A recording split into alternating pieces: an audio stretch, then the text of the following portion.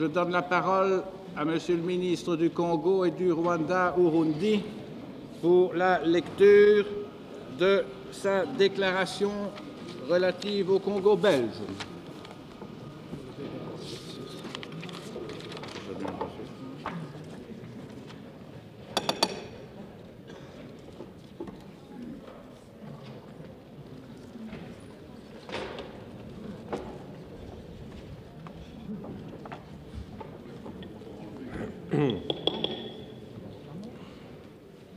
Monsieur le Président, Mesdames, Messieurs,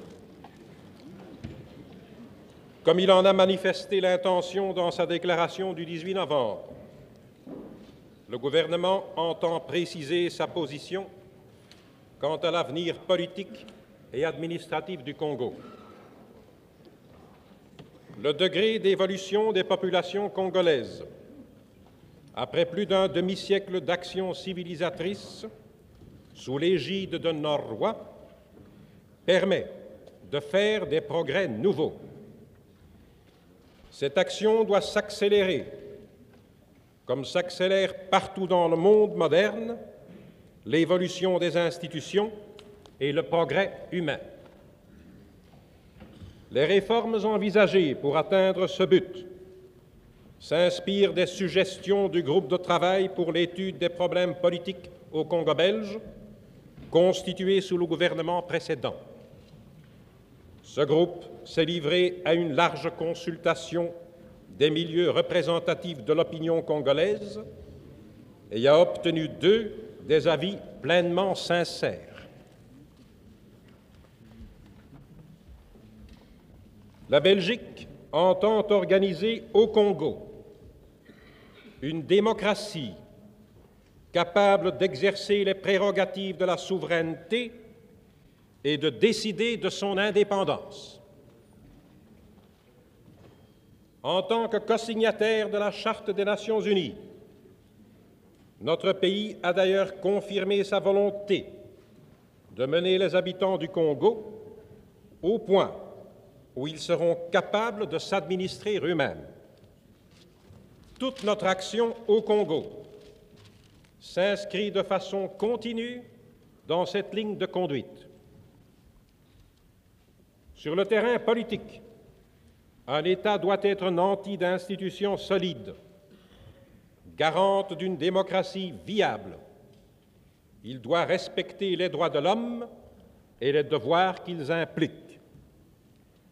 Sur le terrain économique, la prospérité du pays n'est possible que grâce au travail de ses habitants et à un climat de confiance. Cette confiance est nécessaire pour s'assurer le concours des techniciens et l'apport des capitaux belges et étrangers dont le Congo continue à avoir un impérieux besoin. Sur le plan social, les travailleurs manuels ou intellectuels, rémunérés ou indépendants, doivent atteindre un niveau de vie décent. Une économie en progrès en permettra l'élévation. La réalisation de l'objectif final sera poursuivie sans désemparer avec la collaboration de tous les habitants du Congo. Le pouvoir de décision leur sera progressivement laissé dans des domaines de plus en plus vastes et dans des formes démocratiques, au fur et à mesure de la transformation des institutions, qui s'accomplira d'une manière progressive, mais accélérée. En tout cas, aucune mesure engageant leur avenir ne sera prise sans la consultation préalable des organes politiques fonctionnant à ce moment. Il importe de former la conscience civique et politique de la masse par la généralisation de l'éducation et par le développement des moyens d'information. Les structures politiques, aux divers échelons, doivent puiser leur autorité et leur légitimité dans le suffrage universel. L'élection ne peut être une caricature de démocratie. L'exercice du suffrage sera réglé à la mesure du niveau de l'électeur. La démocratie exige la séparation effective des pouvoirs. Toutes les populations du Congo ont le droit de se faire entendre. La démocratie ne s'arrête pas à la porte des villes. Des délais seront fixés pour la réalisation d'objectifs précis, compte tenu des indispensables étapes de la démocratisation. La loyauté intransigeante avec laquelle chacun d'eux sera respecté confirmera la volonté de la Belgique d'honorer ses engagements. 75 ans de collaboration entre populations blanches et noires ont assuré l'unité du Congo.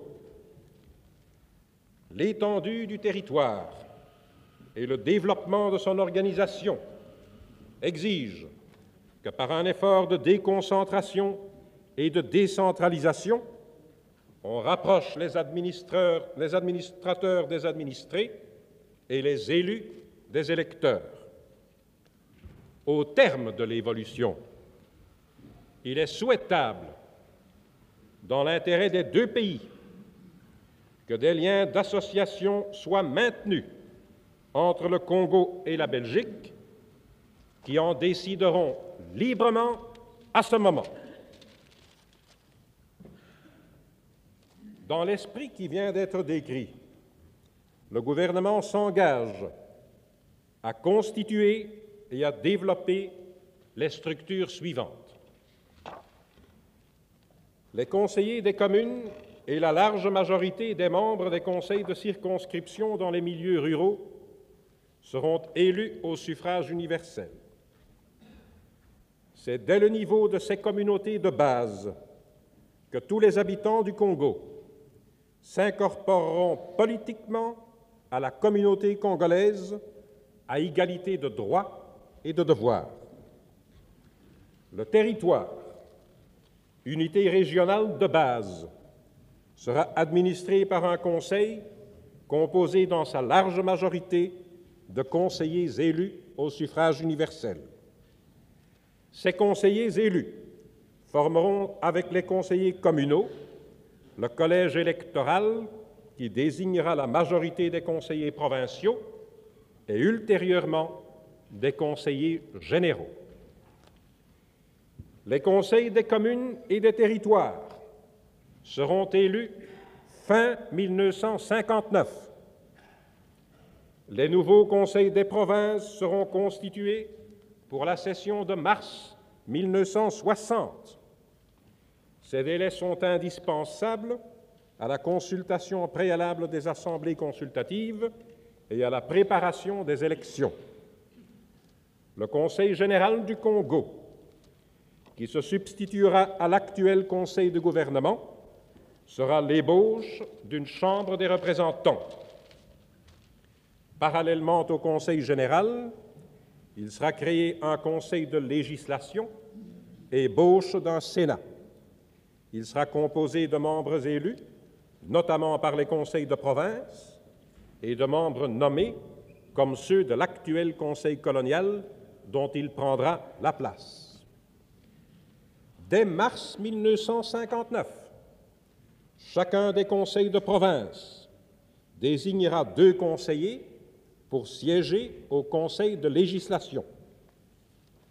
Le Conseil général et le Conseil de législation posséderont conjointement la part de compétences législatives et de décision que la loi leur reconnaîtra progressivement.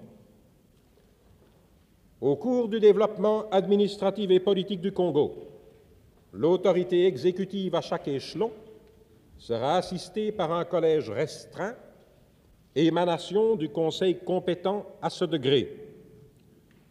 En attendant l'élaboration de leur statut définitif, des collèges consultatifs seront immédiatement constitués auprès du gouverneur général et des gouverneurs de province. Les diverses libertés dont jouissent les Belges devront être aussi au Congo garanties par la loi fondamentale et leur exercice réglé. Toute trace de discrimination raciale disparaîtra de la pratique comme des textes. Le statut unique permettant aux Congolais l'accession à tous les grades de l'administration vient d'être signé par le roi. Il est entré en vigueur le 1er janvier de cette année. La réforme judiciaire sera déjà partiellement réalisée, sera poursuivie. La législation du travail sera améliorée et complétée. Entre-temps, les bases de calcul de la rémunération minimum légale seront revues. La revision du régime foncier sera poursuivie d'urgence. Le gouvernement considère le développement et l'amélioration de l'enseignement sous toutes ses formes comme un des éléments essentiels de l'émancipation du Congo. Aucun effort ne sera négligé dans ce domaine. L'exécution des réformes envisagées devra être entreprise par le personnel actuellement sur place. Le dévouement total avec lequel il a accompli sa mission jusqu'à présent le conduira à servir avec enthousiasme la nouvelle politique. Le gouvernement lui donne des garanties les plus formelles quant à son avenir dans le cadre du statut qui le lie. La déconcentration et la décentralisation des pouvoirs et des services de la Belgique vers le Congo doivent se poursuivre. La présente déclaration ne concerne pas le Rwanda-Urundi en raison du statut particulier qui le régit.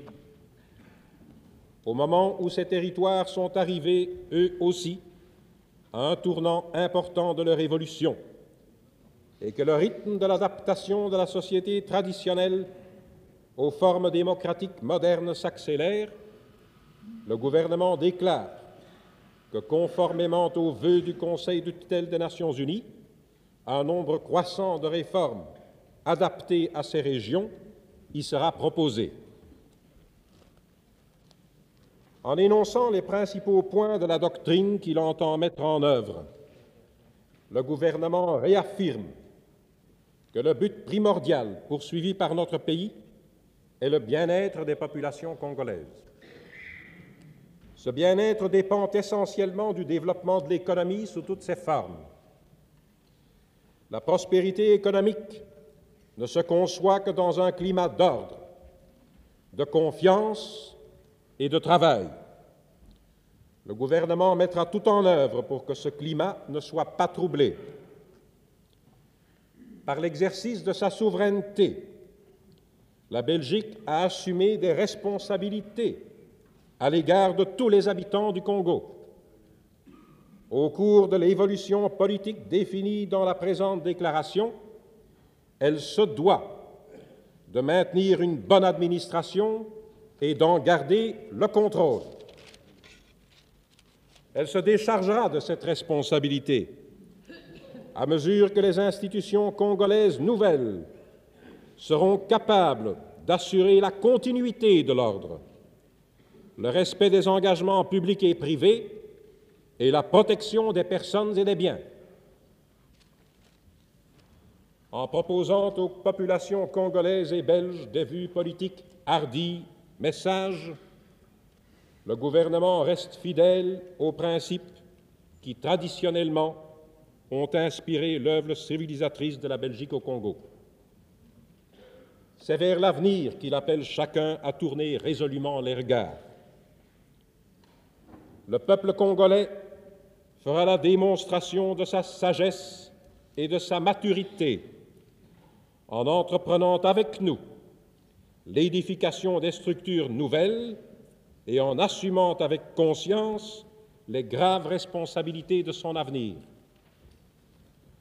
Tous ceux qui, dans l'administration territoriale et les autres organes de l'État, dans les missions et les églises, dans les entreprises, grandes et petites, ont accompli jusqu'à présent leurs tâches avec tant de zèle et de compétence, puiseront, dans la grandeur des perspectives ainsi précisées, les ressources d'intelligence et de cœur qui raviveront leur dévouement au service du Congo et de la Belgique.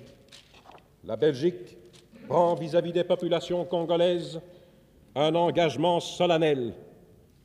Ainsi doit se renforcer l'esprit de fraternité et de collaboration confiante qui permettra à deux peuples d'associer en toute liberté leur destin et de s'appuyer l'un sur l'autre dans l'accomplissement de leur vocation propre.